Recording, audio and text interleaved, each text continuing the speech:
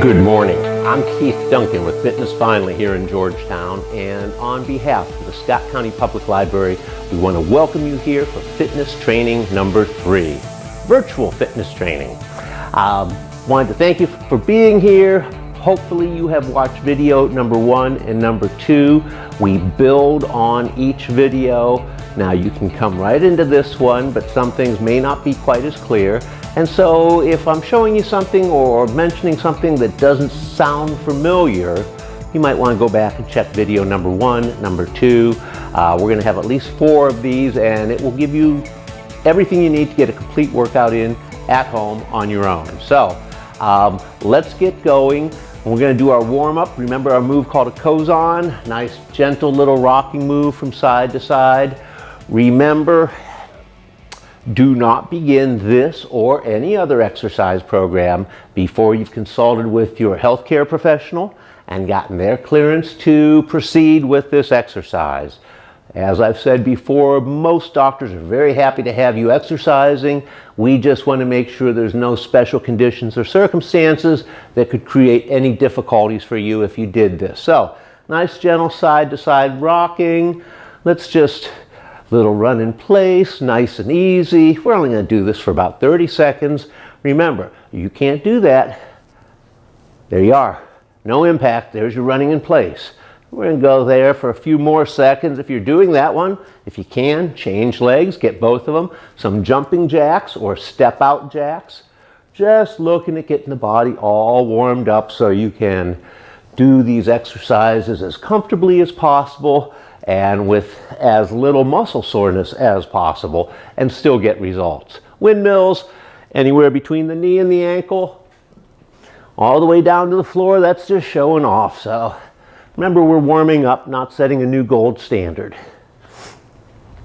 So we're going to work on the core some today. We have done this with planks, and we are going to build on that. If you remember a plank, your forearms are down on the ground, your toes are on the ground, nice straight line between the ankles and shoulders. If you remember, if you've seen the other videos, you know it's 100% good to have your knees down. It's much easier on the lower back, and particularly if you're getting started, this is a good way to do it. So, purpose of the core is really twofold. One, to allow you to rotate, and the other is to stabilize you. So if something's pulling on you, you don't turn. You have the strength to resist it. This move helps to develop those strengths. It's called a plank rotation. Plank rotation, I'm going to show this to you 2 different ways. First, doing a plank from extended arms. Same move. You can still do this from the knees, no problem. From here, you're just going to rotate what's called a T-plank to the letter T. Back on down, over to the other side. Great move, very effective. If you've got compromised shoulders or you've messed up your shoulders, which I did about 5-6 years ago, took a year to rehab it. Be smart about this. Do it a little bit easier. That same move I'm going to show you using your forearms. Right here, your plank, your rotation, your plank, your rotation. From the knees, there's your rotation, feeling that through the core as you twist and move. Plank rotations, we're just building on that plank. We can stay down here on the floor for a while and do a lot of variations. I'll show you one of my favorites. It's called a plank up. You've heard of push-ups? This starts from the plank position. This is as close to a one-arm push-up as you're going to get without doing a one-arm push-up. So, plank position, you take the right hand, you put it underneath the right shoulder, push up, and right back on down. Left hand underneath the left shoulder, push up, right back on down. From the knees, it's a whole heck of a lot easier. If you need to do this, do not think there's anything wrong with it. This is, if you'll do them this way, will get you to the point you can do them with the fully extended legs. So, your plank ups, nice and easy. When you're doing them, You may find out if you're right-handed, it's easier to push up with the right hand. Make sure you get the left hand some work too. We want to get nice balance in the body. If everything's always with one side, you start to create an imbalance. This is stronger than this. So try to work both sides as best you can.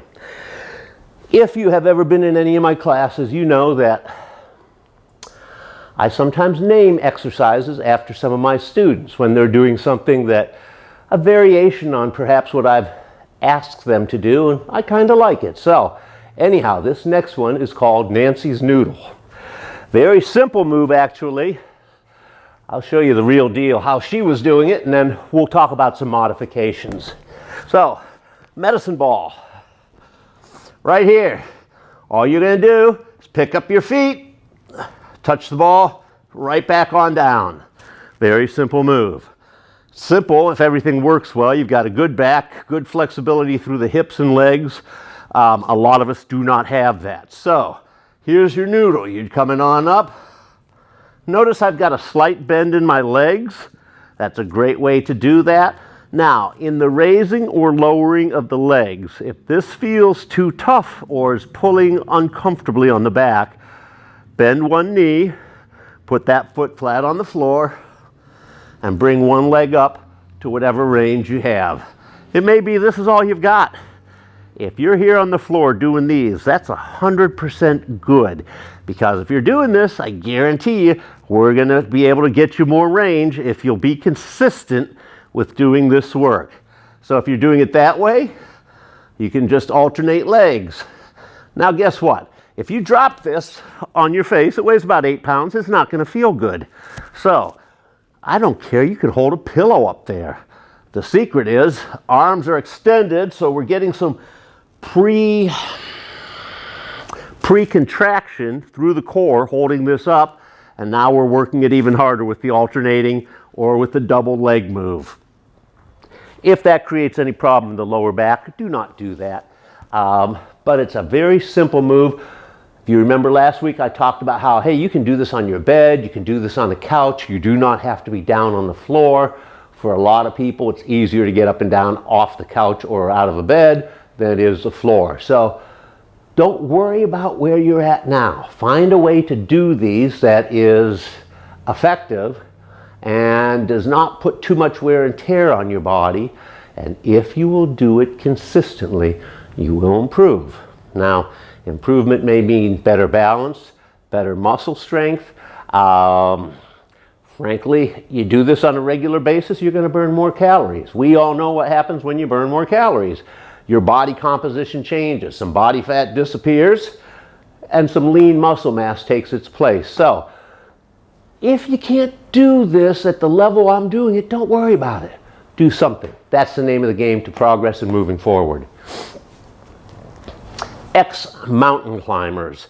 I think we have done the regular mountain climbers, which in review, right here, just the switching of the feet. Can't get down on the floor? A chair, a bench, the end of the bed, the couch. Very nice and easy. So that's your mountain climber. Last week we did the inverted mountain climbers. Same thing, down on the floor, legs are going back and forth, arms are reaching out, grabbing, pulling back.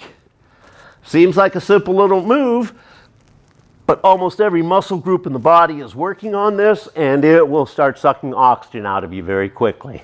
So, mountain climbers, inverted mountain climbers, X mountain climbers. And they're called that because you're going to put your body in an X position with your arms wide and your legs wide. Just like this. So I'm going to take this right knee and put it behind the left elbow. Back behind the right elbow. Alternating sides. Now, take it from me. Voice of experience. Do not slam your knee into the elbow. Doesn't feel good. Isn't good for the elbow. So, I've got long arms and legs. I can stretch out a pretty good distance.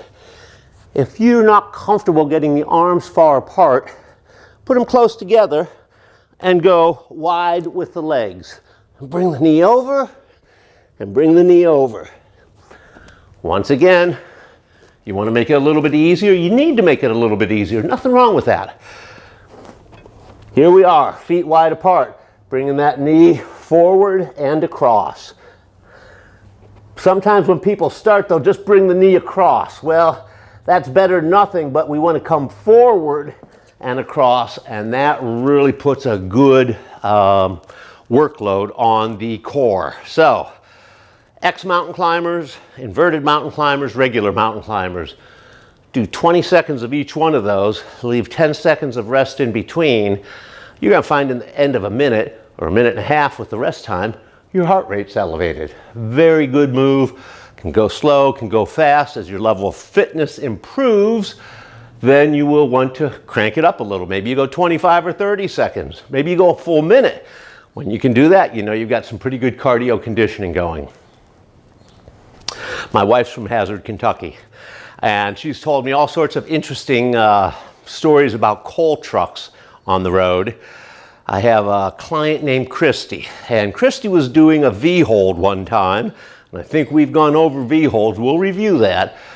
And she got a little creative with it, so I've named this one Christy's Coal Trucks. So, you're seated in your coal truck. If you remember your V-hold that I mentioned, you're leaning back slightly, the feet come up off the ground. Here's your V shape right here. That's where the V-hold comes from. So you're sitting in the seat of the coal truck, your nice V-hold position. You're going to grab the steering wheel. Christy had weights in her hands and she was doing this. And I said, Christy, it looks like you're got the steering wheel of a giant coal truck. So these are Christy's coal trucks.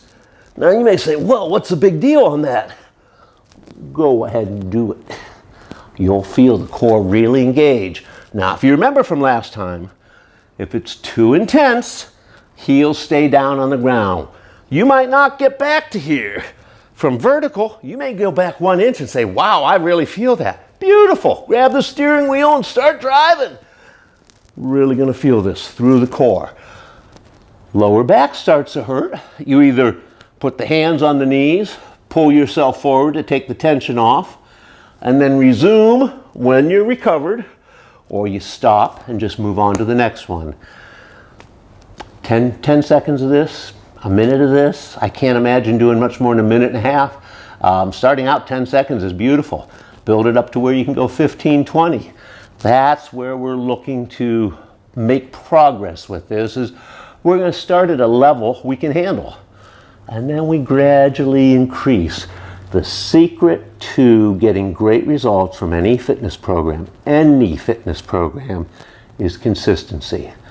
You don't have to go out and do a marathon every day, but you got to do something. You got to move the body. If the body isn't moving, it's not going to stay healthy. Simple key to health: move your body. So, we've now hit a lot of core things here. We've got our plank rotations, we've got our plank ups, we've got Nancy's Noodle, we've got Christy's coal truck, we have X mountain climbers, we've got our V-holds built in there. So, now time to be up on the feet. Emily squats. You remember from squats, basic form, feet are about shoulder width apart. The first move is not down, and it's not throwing the knees forward like most people do. The first move are the hips moving back like you're going to sit down in a chair. There's your squat. Remember, this is also a squat. This is a squat. This is a squat. All have different ranges of motion in them. All are acceptable as far as a squat. Big thing you want to do is be feeling it back here, hamstrings and glutes. So when those hips go back, these muscles are engaging. If you throw your knees forward, you're stressing your knees and eliminating the target muscles. If you would like better looking legs or butt, squats. But push those hips back like you're sitting down in a chair. Remember what I told you before also, that if you're not used to doing this and you're uncomfortable with it, stand by your couch or your bed. Use that as your depth gauge. Hey, I can hit it, or, ooh, I can't hit it, but, oh, no harm, no foul. You fell down 1 inch, you landed on a soft surface. Pick your butt back up and get back to them. So, Emily squats. We're going to take that basic squat we just did. We're going to move that right foot 4 inches forward. Do a squat. I'm going to come up. Did you notice a little hop? All I'm doing is shifting those feet 4 inches forward and back. That's not 4 inches. From here, that's 4 inches. Little short range of motion. Now I'm doing that as a jump. Your knees may not like jumping. I get that, I've been there. So here, pick the foot up, set it back 4 inches. Each time, you got your squat. Now if you're doing those, make that right leg forward and back. Don't forget about the left leg. Here we go. So now it's going to go back 4 inches. Now it's going to come forward. Now it's going to go back. So work both sides of this. Very effective move. Let's face it, when you walk through life, everything's not smooth and level and equally distanced. So sometimes one foot's going to be unstable. We have squats where one foot will be higher than the other just due to the terrain you're on. So we want to set the body up or give it some experience moving in ways that are not normal but still may be encountered. That's going to protect you from falls, and we're going to talk a little bit about that. Next one we want to do are lunges. Now we've done the forward lunge. If you remember, big step forward, body's nice and upright from this position. I always imagine a rope coming up out of the top of my head and I'm just slowly being lowered straight down and then up. Remember, once again, lunges like squats. That's a lunge. That's a lunge. That's a lunge. Different ranges. All depending on the wear and tear that is on your body. You may be able to get deep in a lunge, you may not be able to get deep in a lunge. Either way, good form is a critical point. Good form requires that back knee to bend. If that back knee does not bend and the front knee does, look where that knee goes. Way out past the toe puts a lot of stress on the knee. So here, back knee bends as well. Straight down and up. So reverse lunges, we're going to alternate these. Step back with the right, body nice and upright, sink straight down, step forward. Step back with the left, body nice and upright, sink straight down, step forward. Now, with this basic move, we can throw kicks in that, we can put a lot of different variations on it to crank it up, to make it more challenging. One of the ones that came from one of my people, we were doing it in class one morning. She said, "Dad, make a Banshee Howl." So I bet you know what these are called. Banshee Howls. We're going to use some dumbbells. Got 10 pounders, easy to work with. Might not be easy for you to work with. You may find a 3-pound dumbbell. You may find a Campbell's soup can. You may find a textbook. I tell people a half-gallon jug of milk filled with water weighs about 4 pounds, 4.5 pounds. They have a built-in handle, so a lot of things you can use. You do not have to have quote-unquote exercise equipment in order to do this. So the Banshee Howl, you're going to do your reverse lunge, and when you sink down, you're going to do your bicep curl, and then you're going to an overhead press. And then you're bringing it all the way back down, then you're stepping forward. Being down in that lunge for that amount of time with the movement going in the arms will get the legs talking, guaranteed. So here we go. We're going to do our step back.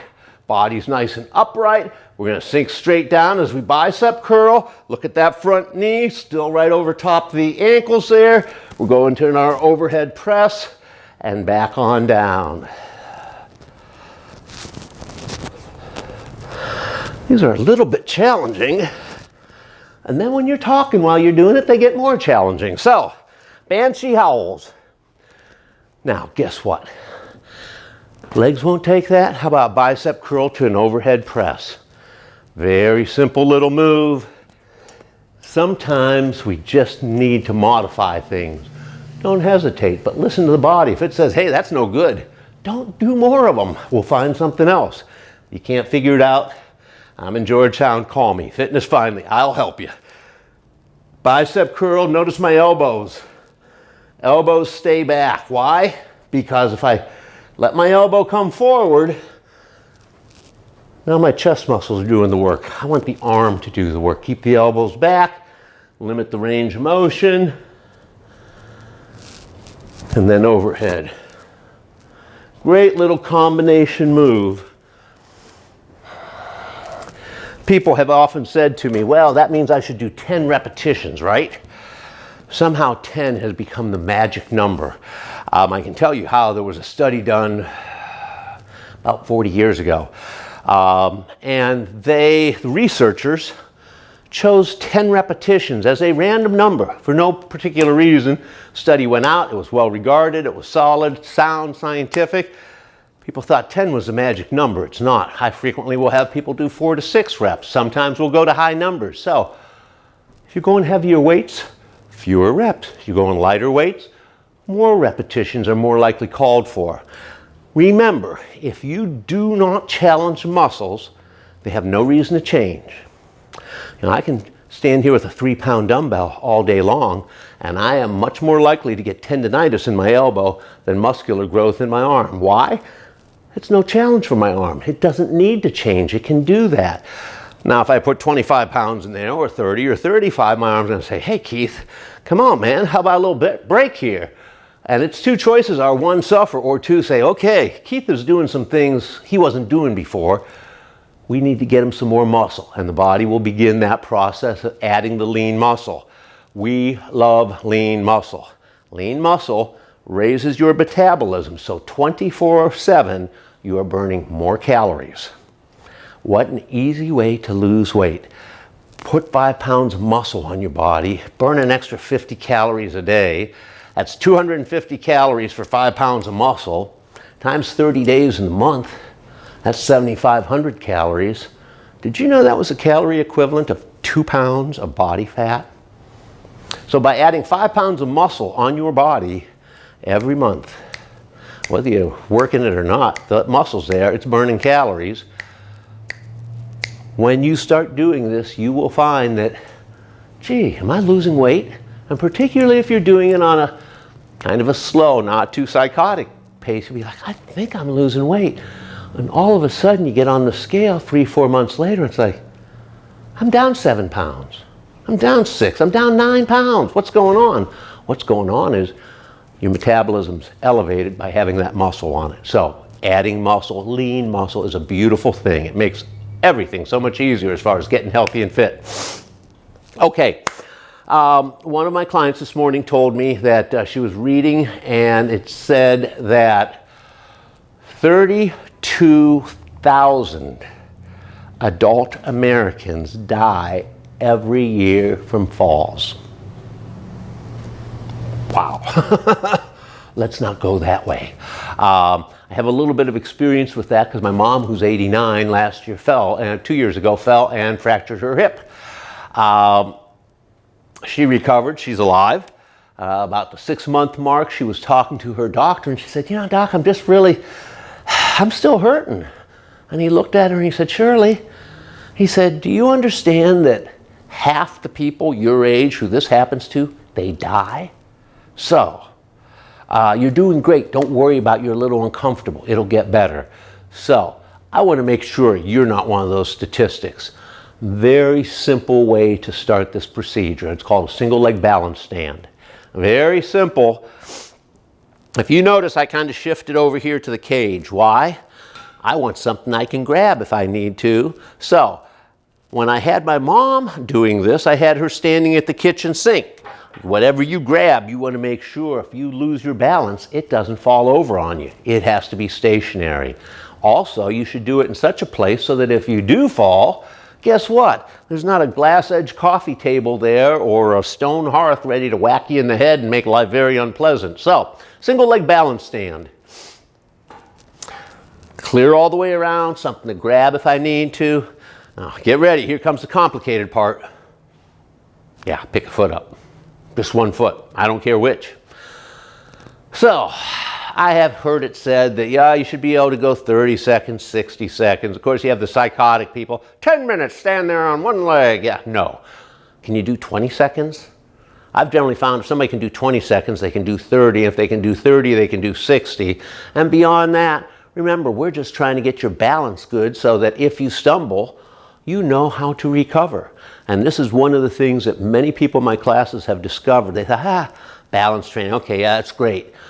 And then they come to me with the story, hey Keith, you won't believe, I was on the dock and I was reaching over and I just about fell off the dock into the water, but because I had the balance training, I could recover. Same thing happened to me. I was changing a light bulb outside the steps on my back porch. I stepped back onto the step, I missed it. I hit the next one down. So I'm in this position here. I was doing some construction work. Let's just say there was some construction debris there, cinder blocks, and a little bit of wood. Header into that is not a good thing to do. So I can't urge you enough. If your balance is not super good, you start working on it today. Don't wait. This is something that can dramatically and traumatically impact the quality of your life. So here we go. Something to hold on to, clear space around, pick up the foot, and just count. If you can't count to 20, use fingers and toes. Get a grandkid in there if you can't do it. Or maybe get a grandparent in there if you can't do it. One way or the other, we'll have that covered. So there's your single leg balance stand. Every day. Tell me you don't have 20 seconds. Brushing your teeth? Here. Sink's right there, toothbrush is here. I can do this. You know, it's just a matter of if you will do this, your balance will improve. It's not a if, it's not a maybe, it will improve. I've never seen that not happen, including with some people who were terrified of falling. We've now got them doing single leg balance moves on unstable surfaces that Cirque du Soleil would be impressed. So, last one I want to show you here, it's called an arabesque. Now, I learned this back when I was with the Bolshoi Ballet in Baryshnikov in Russia. I'll turn sideways so you can see my nose growing when I say that. So an arabesque, reach out, leg comes up behind. Now I've got people, this is their arabesque, okay? Hey, guess what? That's a single leg balance stand. Nothing wrong with that. In the perfect world, when you do your arabesque, you want to get that back leg up straight out and parallel to the floor. From that, I have people doing arabesques bouncing a ball. You know, we can have arabesques doing lateral raises, front raises, but it's all based on the one leg stand. Phenomenal for strengthening the leg, working all the small muscles that are involved in balance in the ankle, in the calf. When you do that, once again, make sure there's something close by. And don't hesitate to grab hold of that and get yourself in that good position. Look, I just took my hands off. 1 second, 1 second, 1 second. You can build that way. So, today we've gone over our plank rotations, our plank ups, Nancy's Noodle, ex-mountain climbers, Christy's cold trucks, Emily's squats, reverse lunges, the Banshee Howl, single leg balance stand, and arabesques. Just one thing I will tell you, really appreciate you watching these. If you do these, you will get better. You will get stronger. You will get better balance. You will get better cardio conditioning. But they have to be done. Don't be psychotic when you get started. Start out at an easy pace, particularly if you haven't done this before. Check with your physician for clearance to do this. We'll be back in 2 weeks with another set of exercises for you. Sure appreciate your being here. I'm Keith Duncan with Fitness Finally, and on behalf of the Scott County Public Library, thanks for being at our virtual fitness training.